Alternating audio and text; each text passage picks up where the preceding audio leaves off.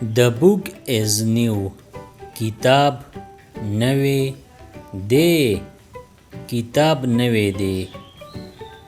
The color of the car is red. The motor रंग सुर दे. The motor रंग सुर दे. Ali and Ahmad are friends.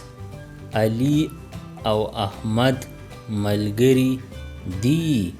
Ali او احمد ملګری دی. I want to eat. ما لره خوراک کول دی. ما لره خوراک کول دی. I saw a bird. ما یو مرغی ولیده. ما یو مرغی ولیده. She is in the room. هغه په کمره کې ده. هغه په کمره کې ده. That boy is smart. دغه هلک هوښیار دی. دغه هلک هوښیار دی. I am happy. زه خوشاله یم. زه خوشاله یم. He was tired. هغه ستړی و. هغه ستړی و. He is coming. هغه را روان دی. هغه را روان دی. His name is Ali. د هغه نوم علی دی. د هغه نوم علی دی. I went with him. زه د هغه سره لاړم. زه د هغه سره لاړم. This is easy. دا آسان دی.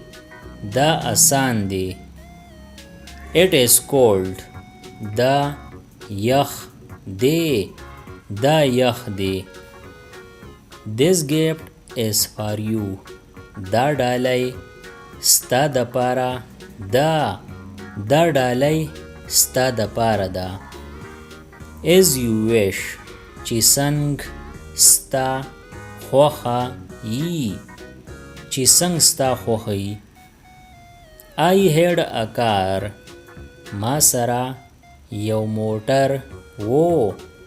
ما سره یو موټر و. You are right. ته په حقه یې. ته په حقه یې. I am not ready.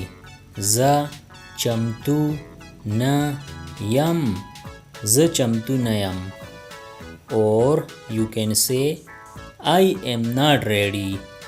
زه تیار نه یم. زه تیار نه یم. Be strong. مضبوط جوړ شه. مضبوط جوړ شه. The book is on the table. کتاب په میز پروت دی. کتاب په میز پروت دی. He is at home. هغه کور کې دی. هغه کور کې دی. Her dress is pretty. د هغې جامې ښکلي دي. د هغې جامې ښکلي دي. Which one is yours? ستا کوم یو دی. ستا کوم یو دی. I have a phone. ما سره یو فون دی. ما سره یو فون دی. Tea or coffee. چای یا قهوه. چای یا قهوه. I came from school.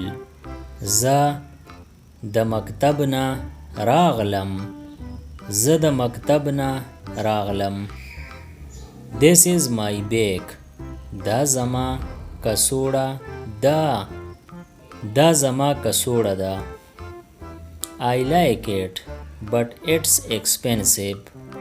زما دا خوښ دی خو دا ګران دی. زما دا خوښ دی خو دا ګران دی. All are welcome.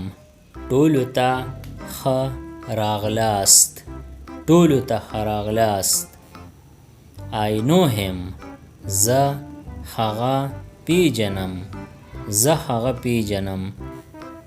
She is my sister هغه زما خور ده They were tired هغوی ستړي وو They are playing هغوی لوبې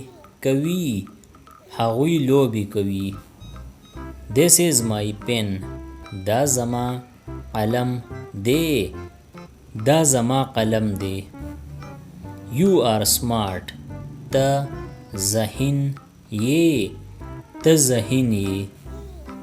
I was busy so I didn't come زه مصروف وم ځکه